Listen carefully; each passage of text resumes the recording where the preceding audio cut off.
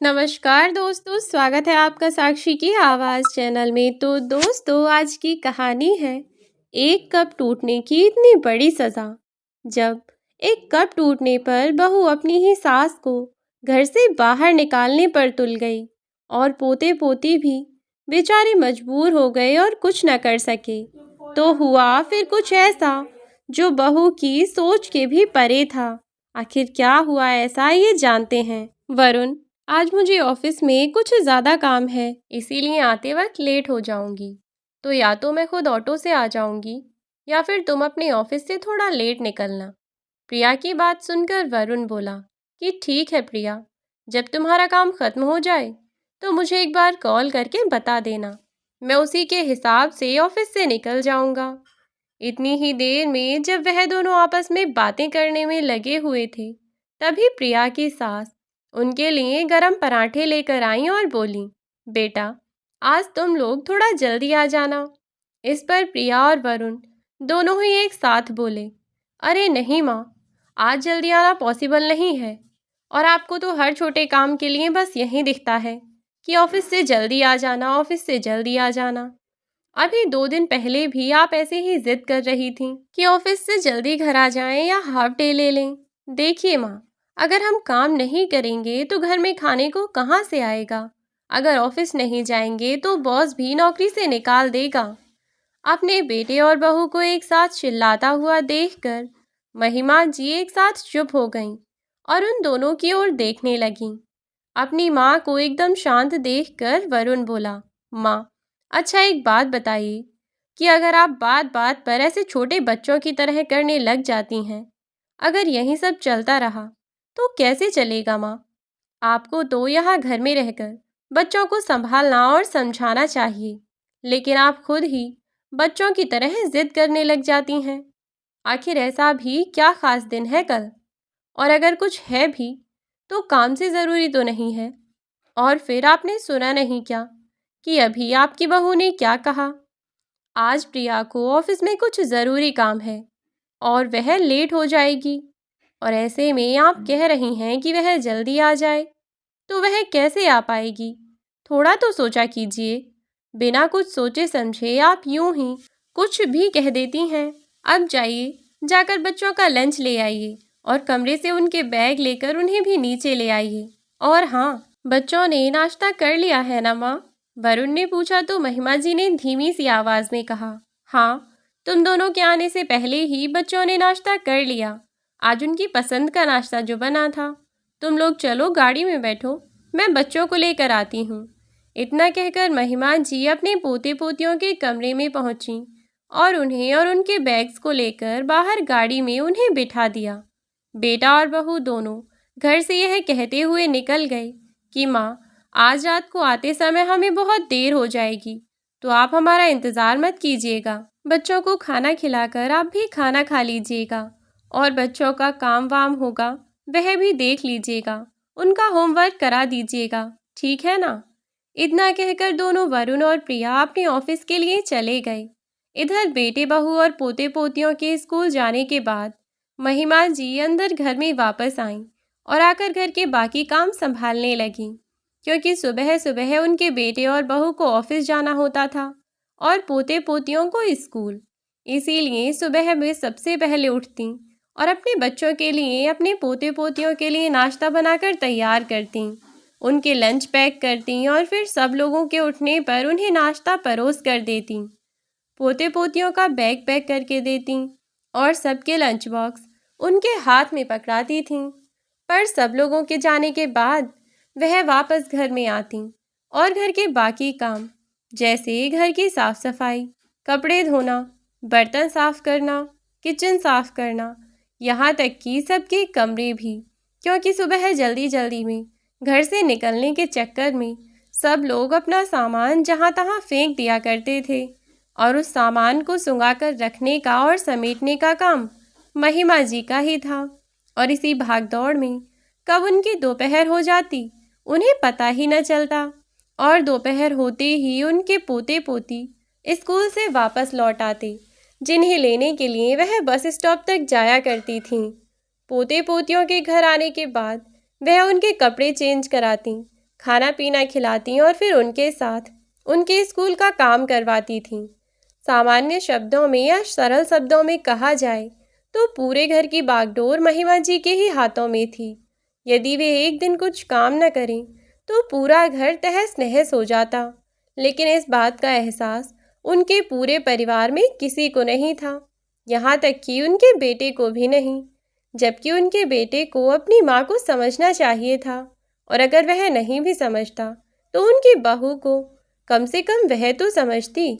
लेकिन नहीं, दोनों में से कोई भी उन्हें ढंग से समझ नहीं पा रहा था।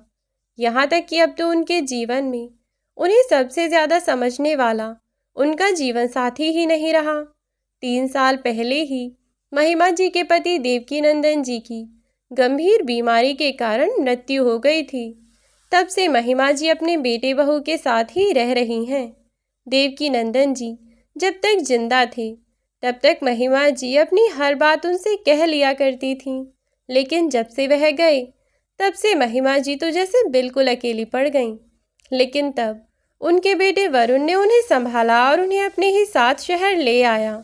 शहर आकर वरुण की माँ महिमा जी अपने बेटे और बहू को अपने सामने देखकर ही संतोष कर लिया करती थीं कि कम से कम ईश्वर ने मेरी ज़िंदगी में कोई तो सहारा छोड़ा है जीने का। तो वे लोग भी जी ही लेते हैं जिनका कोई सहारा नहीं होता। मैं तो फिर भी खुशनसीब हूँ, कम से कम मेरा बेटा और मेरी बहू तो हैं। और अब तो वही उनकी दुनिया थी। जब महिमा जी शहर में आईं तो उस समय उनका बेटा और उनकी बहू दोनों ही नौकरी पर जाया करते थे। इसीलिए महिमा जी ने आते ही घर की जिम्मेदारियों को संभालना शुरू कर दिया। घर का खाना पीना, साफ सफाई और घर के अन्य काम जो किसी को दिखाई नहीं देते, वह सभी काम महिमा जी खुद ही किया करती थीं। अब तो उनकी वह बहू जो पहले घर पर खाना बनाकर ऑफिस जाया करती थी और ऑफिस से आकर फिर खाना बनाया करती थी, अब उनकी वही बहू खुद एक गिलास पानी लेने को भी तैयार नहीं थी। लेकिन महिमा जी ने इन सब बातों पर कभी इतना गौर ही नहीं किया। वह तो बच्चों के प्यार में आकर खुद ही सब कुछ उन्हें परोस कर दिया करती थीं। उन्होंने अपनी बहू से ना ही तो कभी काम की बहस की और ना ही उससे यह उम्मीद की थी कि वह सभी जिम्मेदारियां संभाल ले। धीरे धीरे समय बीता और देखते ही देखते महिमा जी दादी भी बन गईं। उनके एक पोता और एक पोती थी। प्रिया को जुड़वा बच्चे हुए थे। उसके बाद तो प्रिया ने फुल रेस्ट किया। महिमा जी ने हर काम को इतने अच्छे से संभाला। अपनी बहू को ना ही तो किसी काम में हाथ लगाने दिया और ना ही कुछ और करने दिया। उन्होंने अपनी बहू को 1.5 महीने तक खाट से उठने भी न दिया और उसके खाने पीने का हर चीज़ का बहुत ध्यान रखा। और जब प्रिया थोड़ी ठीक होने लगी तो उसने अब ऑफिस जाना शुरू कर दिया। अभी तक तो उसके बच्चे छोटे ही थे, लेकिन फिर भी प्रिया ने अपने बच्चों को इतना समय नहीं दिया। हालांकि महिमा जी ने उसे बहुत समझाया कि बेटा, बच्चों को तुम जितना समय दोगी वह तुम्हारे उतने ही करीब होंगे। पैसे का क्या है, सब आना जाना है। अब तुम घर पर रहकर अपनी जिम्मेदारियां संभालो। जब भी महिमा जी अपनी बहू को यह सब बातें कहती तो वह अपनी सास से कहती कि माँ जी, मैं जानती हूँ कि घर की जिम्मेदारियां आपको संभालनी पड़ रही हैं, लेकिन इसका मतलब यह तो नहीं ना कि मैं घर के काम के लिए अपना ऑफिस, अपना करियर सब बर्बाद कर लूँ। कभी कभार तो वरुण को भी यही सब बातें बताया करती कि तुम्हारी माँ को मेरा काम करना भी खलता है। अब मैं झाड़ू पोछा के चक्कर में अपनी नौकरी छोड़ दूँ क्या? क्या इन्हें नहीं समझ आता कि इतनी महंगाई में, इतनी अच्छी सोसाइटी में हम लोग रहते हैं, इतना अच्छा हमारा खाना पीना, रहना सहना सब कुछ यूं ही तो मेंटेन नहीं होता ना। अगर तुम अकेले करोगे तो कहाँ कुछ हो पाएगा। इसीलिए हम दोनों को मिलकर ही करना पड़ता है। लेकिन तुम्हारी माँ को यह बात समझ नहीं आएगी। और बस ऐसी ही बातें भी वे अपनी सास को कहा करती थी। तो इसीलिए धीरे धीरे उन्होंने खुद को समझा लिया कि वह अपनी बहू को जो कुछ भी कहेंगी वह उसकी बुरी ही बन जाएंगी। तो बेहतर है कि वह अपनी बहू को कुछ कहे ही ना। वह जो करना चाहती है वह करे। अगर वह उसे बार बार टोकेंगी तो उसे अपनी सास दुश्मन ही दिखाई देगी। इसीलिए उन्होंने अब उसे रोकना टोकना बिल्कुल बंद कर दिया था। और तब से बेटे और बहू के साथ साथ नन्हे नन्हे से पोते पोती की जिम्मेदारी भी बेचारी महिमा जी पर आ पड़ी। अब तो शुरुआत में उन्हें बहुत मुश्किलों का सामना करना पड़ा, क्योंकि बच्चे भी बहुत छोटे छोटे थे। अब वह उन्हें संभालें, घर के काम देखें। बहू ने तो बच्चों को थोड़े दिन भी समय देना ज़रूरी न समझा। ऐसे में महिमा जी भी अपनी जिम्मेदारी से पीछे हट जाएं तो कौन बच्चों को देखेगा। इसीलिए वे बहुत ख्याल रखती थी उनका। लेकिन धीरे धीरे जैसे जैसे बच्चे बड़े हुए, वैसे वैसे अब महिमा जी की चिंता भी थोड़ी खत्म हो गई और उनकी परेशानियां भी कम हो गई थीं, क्योंकि अब बच्चे अपने छोटे मोटे काम संभालने लगे थे। और अभी तक वरुण और प्रिया दोनों ही पहले की तरह अपने काम पर पूरा ध्यान दिया करते, क्योंकि वे दोनों ही अपने घर की जिम्मेदारियों से पूरी तरह मुक्त थे। सब कुछ उनकी माँ ने जो संभाल रखा था, इसीलिए वे दोनों अपनी ज़िंदगी अपनी मर्जी के मुताबिक जी रहे थे। शुरू शुरू में जब वरुण अपनी माँ को गांव से लेकर आया था, तब उसका बर्ताव कुछ और ही था।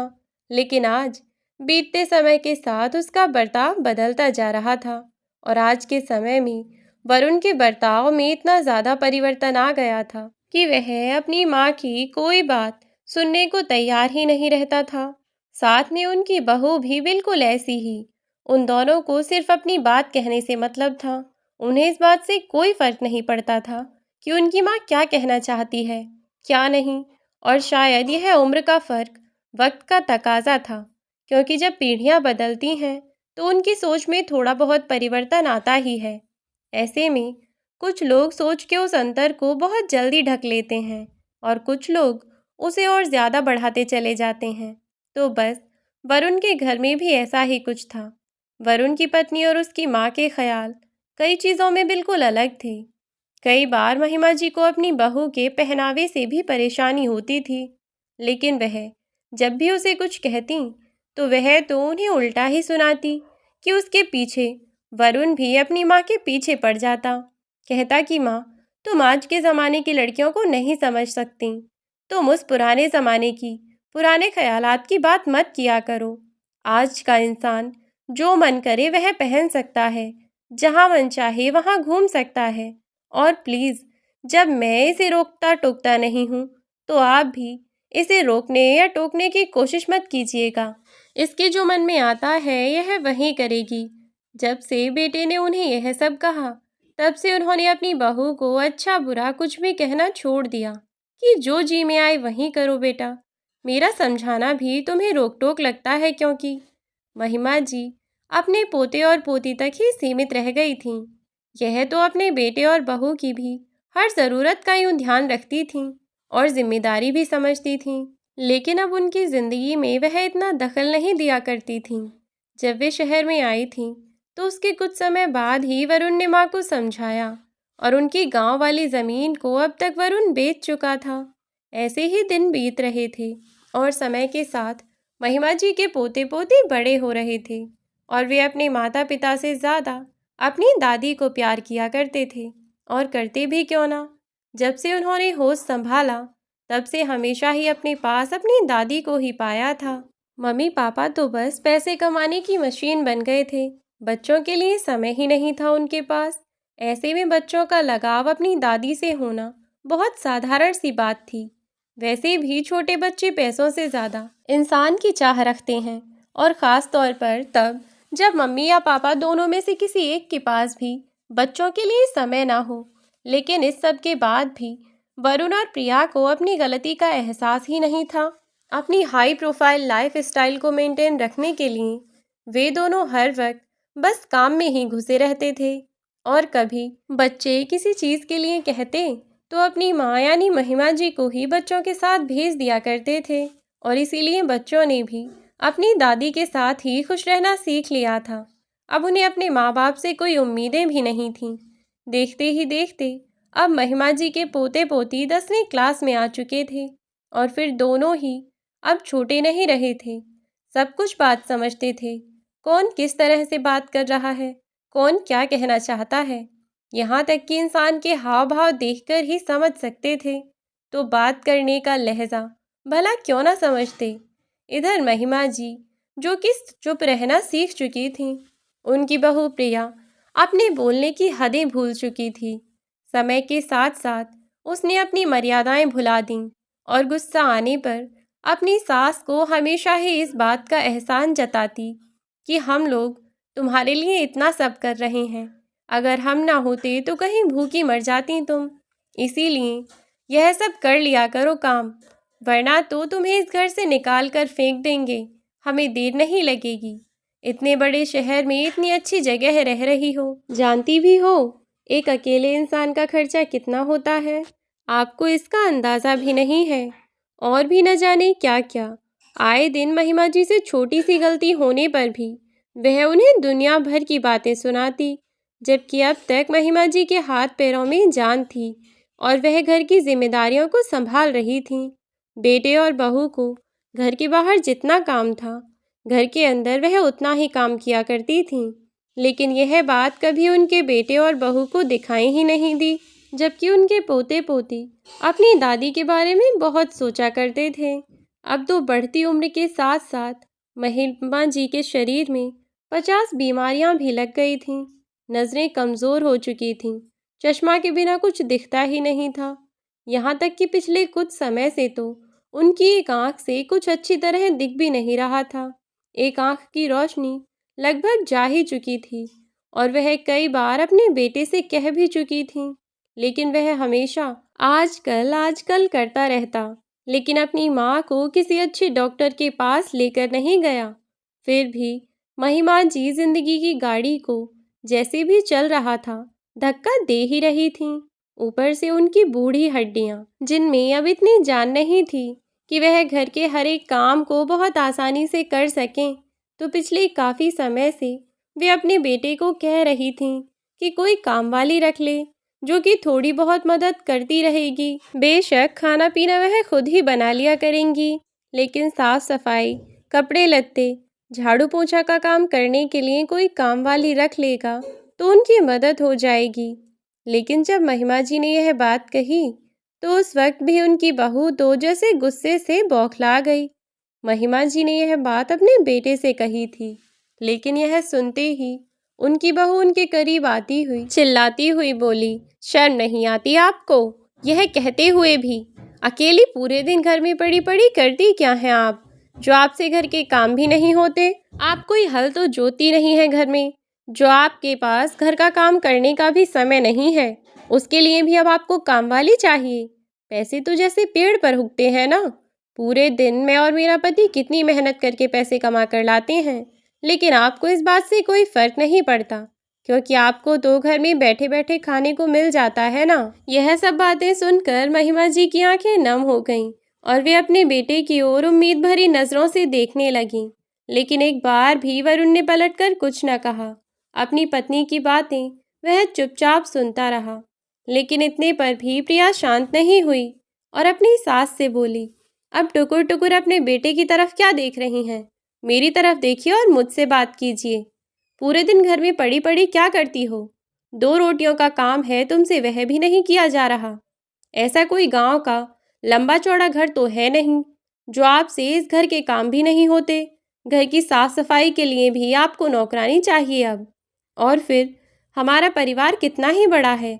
सुबह सुबह बस नाश्ता करके मैं और मेरा पति इस घर से निकल जाते हैं। उसके बाद आप और इस घर में बस 2 बच्चे तो बच जाते हैं। उनमें क्या ही होता है जो बर्तन साफ करने के लिए भी आपको कोई और चाहिए। फिर खाना बनाने का ही क्यों एहसान दिखाती हो? किसी और को रख लेंगे ना उसके लिए भी, तुम्हारी ज़रूरत ही क्या है? फिर इस घर में शर्म नहीं आती इतना कहते में? घर में पड़े पड़े खा रही हैं इतने सालों से, और काम करने की देखो। अगर इस घर में रहना है तो चुपचाप इतना काम करती रहो। अगर सब काम के लिए काम वाली ही लगानी होगी तो तुम क्या करोगी इस घर में? अपनी सास को दुनिया भर की बातें सुनाती हुई प्रिया अपने कमरे में चली गई और बेचारी महिमा जी वहीं खड़ी खड़ी रोती रहीं। लेकिन उनके बेटे ने एक बार अपनी पत्नी को नहीं कहा कि तुम ऐसा क्यों कह रही हो। रोती हुई माँ को देखकर उन्हें समझाता हुआ बोला, अरे माँ, अब रो क्यों रही हो? यह सब तो तुम्हें पहले सोचना चाहिए था। सही तो कह रही है। कितनी मेहनत से पैसे कमाते हैं हम लोग, और तुम ज़रा नहीं सोचती। आए दिन खर्चे बताती रहती हो। कभी यहाँ दर्द है, कभी वहाँ दर्द है, कभी यह हो गया, कभी वह हो गया। आखिर कितना खर्च कर सकते हैं हम भी। इतना कहकर बेटा भी चला गया और भीगी पलकों से वह उसे जाते हुए देखती रही और उनकी आंखों के आंसू अपने आप ही बह गए। वे खुद को संभाल न सकीं कि इतना करने के बाद भी अपनी जिंदगी के इतने वर्ष अपने बेटे और बहू की सेवा करते करते निकाल दिए। लेकिन आज वे कहते हैं कि तुमने किया ही क्या है, जबकि पूरे दिन वे बेचारी आराम भी नहीं कर पाती थीं। लेकिन अच्छी बात यह थी कि अब यह सब उनके पोते पोती भी देख रहे थे और समझ भी रहे थे। लेकिन अब तक वे कुछ नहीं बोले। न जाने क्या कारण था। ऐसे ही समय बीतता रहा और एक दिन घर में काम करते समय महिमा जी जब सुबह सबके लिए चाय नाश्ता तैयार कर रही थीं, तो नज़र कमज़ोर होने की वजह से उन्होंने चाय का कप ट्रे की बजाय पहले ही रख दिया, जिससे वह चाय का कप नीचे गिर गया। इस बात पर प्रिया भड़क गई और फिर अपनी सास को खूब बातें सुनाई। जब प्रिया अपनी सास पर चिल्लाती रही और वे बेचारी रोती रहीं, तो प्रिया का बेटा सुमित बोला, बस करिए मम्मी, और कितनी बातें सुनाएंगी आप दादी को। अगर कप टूट भी गया तो कौन सी आफत आ गई, नया कप आ जाएगा। और फिर ऐसा तो है नहीं कि आपके हाथ से कभी कुछ नहीं टूटा। अपने बेटे की यह बात सुनकर प्रिया जैसे ही उससे बहस करने लगी, तो इतनी ही देर में प्रिया की बेटी मनु भी बोली, हाँ मम्मा, भैया ठीक कह रहे हैं। अब आप उनसे बहस मत करने लग जाइए। आपको तो फ़ोन पर बात करते करते भी टेबल दिखाई नहीं देता और आप कई बार पानी का ग्लास नीचे गिरा देती हैं। दादी से ज़रा गलती क्या हो गई, आप उन पर इतना चिल्ला रही हैं। दोनों ही बच्चे अपनी दादी की ओर से बोले, तो यह देखकर प्रिया और भड़क गई कि तभी महिमा जी ने अपने पोते और पोती को डांटते हुए कहा, सुमित, मनु, तुम दोनों को हमारे बीच में बोलने के लिए किसने कहा बेटा? मैंने समझाया है ना, जब बड़े बात कर रहे हों तो बच्चे बीच में नहीं बोलते। तुम दोनों जाओ, अपने कॉलेज के लिए निकलने की तैयारी करो। इस पर प्रिया तालियां बजाती हुई बोली, वाह, क्या नाटक करती हैं। एक तरफ तुम्हारी माँ हमारे बच्चों को हमारे ही खिलाफ भड़का रही है वरुण, और दूसरी तरफ हमारे सामने कितनी भली बनकर दिखा रही हैं। देख रहे हो वरुण, अपने बच्चों को उनके हाथ में सौंपने का नतीजा क्या हुआ। हमने तो यह सोचकर इन्हें घर में रखा कि थोड़ी बहुत मदद हो जाएगी, लेकिन इन्होंने तो हमारे ही बच्चों को हमारे खिलाफ कर दिया है। क्या दाव खेलती हैं आप। यहाँ एक तरफ हमारे सामने सीधी सादी भोली भाली बनने का नाटक करती रहीं, और वहाँ दूसरी तरफ हमारे ही बच्चों को हमारे ही खिलाफ भड़काने पर लगी रहीं। बस वरुण, अब बहुत हो गया। मैं यह सब और बर्दाश्त नहीं कर सकती। इतने दिन हो गए तुम्हारी माँ को झेलते झेलते, और अब जो उन्होंने किया है यह मैं बिल्कुल बर्दाश्त नहीं कर सकती। कुछ करो तुम अपनी माँ का, मैं इन्हें नहीं झेल सकती। इतना कहती हुई प्रिया गुस्से में वहाँ से चली गई और महिमा जी अपने बेटे से बोली, वरुण, तू बहू को समझाना, यह कैसी बातें कर रही है। इसमें मेरी क्या गलती है, मैंने तो कुछ भी नहीं कहा, और फिर ज़रा सी बात को इतना बढ़ाने की क्या ही ज़रूरत है। इस पर वरुण भी अपनी माँ से तेज आवाज़ में बोला, यह तो आप अपने आप से पूछिए ना माँ, कि बात को बढ़ाने की क्या ज़रूरत थी, और फिर उसने गलत भी क्या कहा। सही तो कह रही है। आपके तो ड्रामे ही ख़त्म नहीं होते। आखिर कब तक मैं उसे समझाता रहूँगा। अब तो बच्चे भी इतने बड़े हो गए हैं। यहाँ आपको आए 15 साल हो गए, लेकिन इतने समय में आपको इतनी भी अकल नहीं आई कि अपनी बहू को आप कैसे खुश रखेंगी। अरे आप कोई कल की आई तो है नहीं जो आपको उसका व्यवहार नहीं पता। थोड़ा देखकर काम नहीं कर सकती क्या। खामा में कब तोड़ने की ज़रूरत ही क्या थी। और चलो कब टूट भी गया तो चुपचाप खड़ी रहती ना। फालतू बोलने का किसने कहा था। इस पर महिमा जी रोती हुई बोली, पर मैंने तो कुछ कहा ही नहीं था बेटा। तो उनका बेटा और तेज आवाज़ में बोला, आपको ज़रूरत भी क्या थी। आपने अपने लिए अपनी तरफ से बोलने के लिए हमारे ही बच्चों को हमारे खिलाफ खड़ा जो कर दिया है, तो आपको बोलने की क्या ज़रूरत है। और फिर क्या गलत कहा इसने। जो भी कह कर गई है बिल्कुल ठीक कह रही है। यहाँ हम दिन रात ऑफिस में मेहनत करते हैं और पैसा कमाते हैं, ताकि घर में हर एक चीज़ की फैसिलिटी दे सकें आप लोगों को, और आपके ऊपर बच्चों को इसीलिए तो छोड़ा था कि आप बच्चों की देखभाल अच्छे से कर लें, उनकी परवरिश कर लें। हमें क्या पता था कि आप हमारे बच्चों को हमारे खिलाफ भड़काएंगी। आज हमारे ही बच्चे हमारी आंखों में आंखें डालकर बात कर रहे थे, वह भी केवल आपकी वजह से। सच पूछो तो मुझे अब अपने आप पर भी अफसोस हो रहा है कि शायद मैं ही गलत था। काश मैं प्रिया की बात पहले ही मान लेता। जब आप यहाँ इस शहर में आई थीं, तब से ही प्रिया मुझसे कह रही थी कि हम आपको किसी वृद्ध आश्रम में छोड़ दें। वह तो मैं ही था जो उसे समझाता रहा, लेकिन अब लग रहा है कि शायद मैंने गलत किया। आपको घर में रखना ही नहीं चाहिए था। दुनिया भर के इतना सब करने के बाद भी आपने हमें बदले में क्या दिया? धोखा, चालबाजी की आपने हमारे साथ। शर्म आती है मुझे आपको अपनी माँ कहते हुए। आप इतनी घटिया सोच रखती होंगी, मैंने कभी सोचा भी नहीं था। और हाँ, मुझसे कोई उम्मीद रखने की कोशिश मत कीजिएगा। और अगर आपको इतना सब होने के बाद भी प्रिया इस घर में रहने देना, तो एहसान मानना उसका, वरना तो सड़कों पर भीख मांगती नजर आओगी। इस शहर में कोई किसी का अपना नहीं है, 2 वक्त की रोटी के लिए भी तरस जाओगी। तो ईश्वर से बस हाथ जोड़कर यही प्रार्थना करो कि प्रिया तुम्हें घर से बाहर ना निकाले, क्योंकि तुमने जो किया है ना, उसके बाद तो वह कुछ भी कर सकती है। और इस बार तो मैं भी उसे नहीं समझा सकता, क्योंकि आपने किया ही कुछ ऐसा है। कोई भी माँ अपने बच्चों से दूरी क्यों बर्दाश्त करने लगी, और आपने उसके बच्चों को ही उसके खिलाफ कर दिया। अब देखिए कि क्या होता है। और मैं कुछ नहीं कहूँगा बीच में। माफ़ी मांगनी है तो जाकर खुद अपनी बहू से माफ़ी मांग लीजिए, वरना तो आप खुद जाने, मेरे पास मत आना फिर, गिड़गिड़ाती हुई। इतना कहकर वरुण भी वहाँ से तेज कदमों के साथ निकल गया, और महिमा जी की आंखों के आंसू रुकने का नाम नहीं ले रहे थे। अपना पल्लू मुंह में दबाए वह अपनी आवाज़ को रोकने की कोशिश करती हुई मन ही मन खून के आंसू रो रही थीं। उनका मन तो कर रहा था कि वह चीख चीख कर खूब फूट फूट कर रोएं कि आखिर क्या गलती की थी मैंने, जिसकी मुझे यह सज़ा मिल रही है। मैंने तो अपने बेटे और बहू के लिए हमेशा ही भला सोचा। उन्होंने जब जैसा कहा मैंने वैसा किया, यहाँ तक कि मैंने उनकी ज़िंदगी में दखल देना भी छोड़ दिया। फिर भी आज मुझे इतना सब करने के बाद भी इस घर में क्या मिल रहा है? कुछ भी तो नहीं। मेरा बेटा तक मेरी इज्जत नहीं करता। किस मुंह से मैं अपनी बहू के पास जाऊं? अगर उसने मुझे धुतकार कर भगा दिया तो मैं क्या करूंगी? ऐसी ही 1000 बातें सोचती सोचती वह बस रोए जा रही थी, लेकिन मुंह से आवाज़ ना निकल जाए, इस बात का ध्यान रखती हुई वह चुपचाप वहाँ से बाहर निकल गई और अपने कमरे में जाकर फूट फूट कर रोने लगी।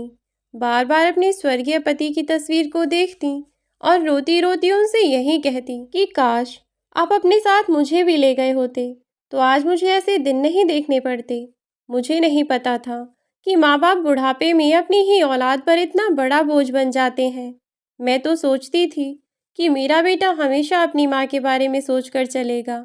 मैंने उसे कभी नहीं कहा कि अपनी पत्नी को कुछ न समझे, लेकिन हाँ, यह भी नहीं चाहा था कि वह मुझे यूं बेकार सामान समझेगा। इस घर में मुझे समझ नहीं आता कि मेरी क्या कीमत है। और आज जब बेटे ने मुझे यह कह ही दिया कि अगर मेरी बहू ने मुझे घर से निकाल भी दिया, तब भी वह कुछ नहीं कर पाएगा, तो अब मैं क्या ही कर सकती हूँ? इसका सीधा सा मतलब यही है ना कि मेरा बेटा कुछ नहीं कर सकता। यदि मेरी बहू मुझे घर से धक्के देकर निकालना चाहे, तो वह निकाल सकती है। मतलब मेरे होने या ना होने से मेरे बेटे को कोई फर्क ही नहीं पड़ता। काश कि आप इस दुनिया में होते।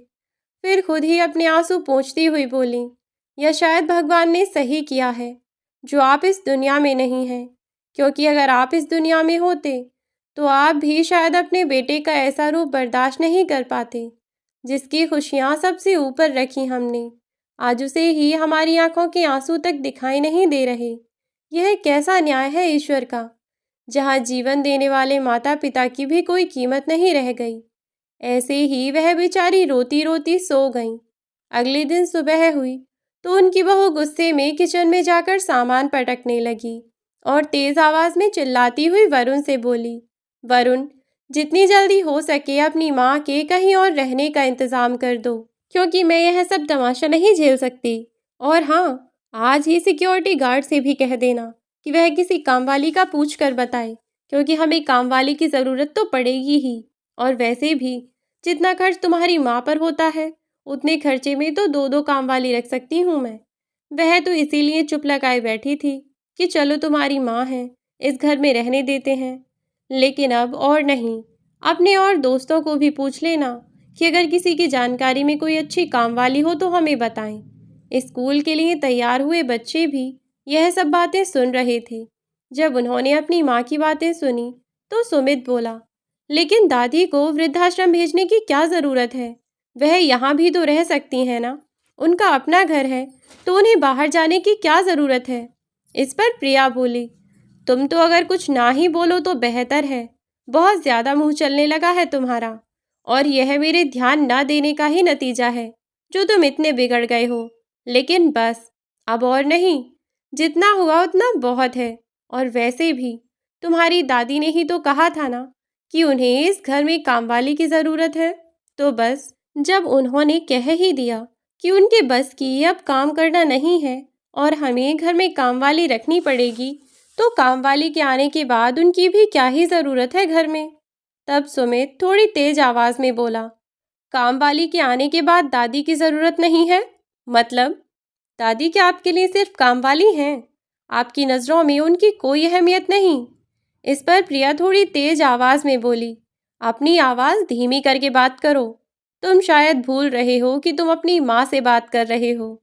इस पर अपनी आवाज़ और तेज़ करता हुआ सुमित बोला, हाँ, भूल रहा हूँ कि मैं किससे बात कर रहा हूँ।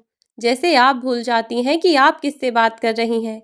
जैसे आप मुझे याद दिला रही हैं ना, वैसे ही काश आप खुद भी याद कर लेती कि बड़ों से बात करने की क्या तमीज़ होती है। और मुझे गलत कहने से पहले ज़रा अपने आप को तो देखिए कि आप कितनी तमीज़ से बात करती हैं दादी से। वह भी कोई आपके साथ की नहीं है, आपकी सहेली नहीं है वह, जो उनसे आप इतनी बदतमीज़ी से बात करती हैं। आपसे ज़रा तेज़ आवाज़ में क्या बात कर दी, आपके पेट में दर्द होने लगा। और दादी, दादी से तो आप कितनी बदतमीज़ी करती हैं। उन्होंने तो आज तक आपसे कभी कुछ नहीं कहा। जैसे ही महिमा जी बीच में बोलने लगी तो सुमित बोला, प्लीज़ दादी, आपको मेरी कसम, आज आप मुझे नहीं चुप कराएंगी। इतने सालों से, बचपन से मैं यही सब देखता आ रहा हूँ, पर अब मैं कोई छोटा बच्चा नहीं रहा। सब बातें मुझे भी समझ आती हैं और मेरी बहन को भी बहुत अच्छे से समझ आ रहा है कि आप क्या कर रही हैं। इतना याद रखिएगा कि आप जो कर रहे हैं ना, वह मैं आपको कभी नहीं करने दूंगा। मेरे रहते हुए दादी इस घर से बाहर कभी नहीं जाएंगी, और अगर दादी घर से बाहर जाएंगी तो मैं भी इस घर में नहीं रहूंगा। सुमित की यह बात सुनकर वरुण तेज कदमों से उसके पास आया और उसने एक जोरदार थप्पड़ सुमित के गाल पर जड़ दिया और बोला, लगता है तेरा दिमाग ज्यादा खराब हो गया है। मत भूल कि तू अपनी माँ से बात कर रहा है। हम तेरे माँ बाप हैं, तू हमसे इस तरह से बात कर रहा है। अभी तुझे आखिर समझ ही क्या है? जो कुछ भी हम दोनों को पता है वह तुझे नहीं पता। हम दोनों अभी तक कितना कुछ झेल रहे हैं, और वैसे भी हम जो भी कर रहे हैं बहुत सोच समझ कर रहे हैं। और खबरदार जो बीच में आया तो चुपचाप दोनों जाकर अपने कॉलेज के लिए तैयार हो जाओ। इस पर सुमित ने अपनी बहन मनु की ओर देखा तो मनु बोली, चल सुमित, हम लोग अपने कॉलेज के लिए तैयार होने लगते हैं। पापा मम्मी को जो करना है उन्हें करने दे। इतना कहकर मनु सुमित को अपने साथ लेकर चली गई, और सुमित आश्चर्य से उसकी ओर देखता रहा कि अचानक मनु को क्या हो गया। उसने अपनी दादी के साथ माँ को बदतमीजी करते हुए देखकर भी कुछ नहीं कहा। जैसे ही कमरे में सुमित और मनु पहुंचे तो सुमित ने मनु से कहा, मनु, तुम्हें हो क्या गया है? तुमने नीचे मेरा साथ देने की बजाय मुझे तुम यहाँ पर ऊपर कमरे में ले आई। तुम नहीं समझ रही मनु, माँ दादी को घर से बाहर कर देंगी। मुझे तो शर्म आती है इन्हें अपना माँ बाप कहते हुए। कैसे माँ बाप हैं जिन्हें अपनी माँ को खुद से दूर करते हुए ज़रा भी शर्म नहीं आ रही। और मुझे तो पापा पर शर्म आती है, अपनी माँ के बारे में वह बिल्कुल नहीं सोचते। बेचारी दादी, पूरी जिंदगी निकल गई इन लोगों के लिए करते करते, और इस उम्र में भी वह इतना कर रही हैं। यह कम है क्या? कुछ भी हो जाए मनु, मैं दादी को इस घर से बाहर नहीं जाने दूंगा। इस पर मनु बोली, सुमित, अब हम दादी को इस घर से बाहर जाने से नहीं रोकेंगे, बल्कि हम खुद दादी को घर के बाहर छोड़ कर आएंगे। इस पर आश्चर्य से सुमित ने मनु की ओर देखा और पूछा कि यह तुम क्या कह रही हो मनु। तब मनु ने सुमित को एक प्लान समझाया और अगले ही दिन वे दोनों सुबह निकलते ही अपनी दादी को घर से निकालने लगे और कहने लगे कि दादी, आज के बाद आप हमारे घर में नहीं रहेंगी, हमें अपनी मम्मी पापा के साथ ही रहना है। और हाँ, अब आप हमारे घर में कभी वापस मत आइएगा। ऐसा कहकर उन लोगों ने अपनी दादी को वृद्धाश्रम भेज दिया। न चाहते हुए भी रोती रोती महिमा जी बेचारी वृद्धाश्रम चली गईं। यह सब देखकर वरुण और प्रिया दोनों ही बिल्कुल आश्चर्यचकित रह गए, लेकिन साथ ही में वे दोनों बहुत ज़्यादा खुश भी थे। खुशी उन्हें इस बात की और भी ज़्यादा थी कि उनके बच्चे, जो अपनी दादी को घर से निकालना ही नहीं चाहते थे, उनके बिना वे रहना ही नहीं चाहते थे, आज उन बच्चों ने अपनी दादी को खुद अपने घर से बाहर निकाल दिया। बस यही सोच सोच कर वे दोनों इतने ज़्यादा खुश हो रहे थे कि उन्हें अपने बच्चों को ना ही तो ज़्यादा समझाना पड़ा और ना ही उनके साथ कोई ज़बरदस्ती करनी पड़ी। बस एक बार उन्हें डांटा और फिर दोनों इतने आराम से समझ गए। यह सब देखकर प्रिया भी बहुत खुश हो गई, क्योंकि वरुण और प्रिया को इस बारे में कुछ भी नहीं पता था। उसके बाद क्या हुआ और क्यों सुमित और मनु ने अपनी दादी को अपने घर से बाहर निकाल दिया, इस बारे में जानने के लिए कहानी का दूसरा भाग देखना ना भूलें। कल इसी समय तक कहानी का दूसरा भाग इसी चैनल पर उपस्थित हो जाएगा, तो चैनल को सब्सक्राइब कर दें, वीडियो को लाइक और शेयर कर दें और इसी समय इसी चैनल पर कल कहानी का दूसरा भाग देखना ना भूलें। आज के लिए बस इतना ही। अब मिलते हैं कल कहानी के दूसरे भाग के साथ इसी चैनल पर। तब तक के लिए बाय बाय प्यारे दोस्तों।